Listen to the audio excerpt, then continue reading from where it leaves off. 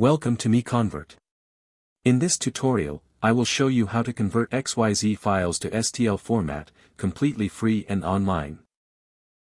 Open your browser and search for XYZ to STL MiConvert.com. Click on the first result to go straight to the converter. You are now on the XYZ to STL converter page. The interface is clean and easy to use. Let's upload a file. Click the Choose File button. A file picker will open. Select the XYZ file you want to convert, then click Open. Your file is loaded and ready. You can see the file name, size, and destination format. Click Convert now to start the conversion. The conversion is in progress. You can see the progress bar moving. This usually takes just a few seconds. Done. Your file has been successfully converted. Click Download to save the STL file to your computer. That's it.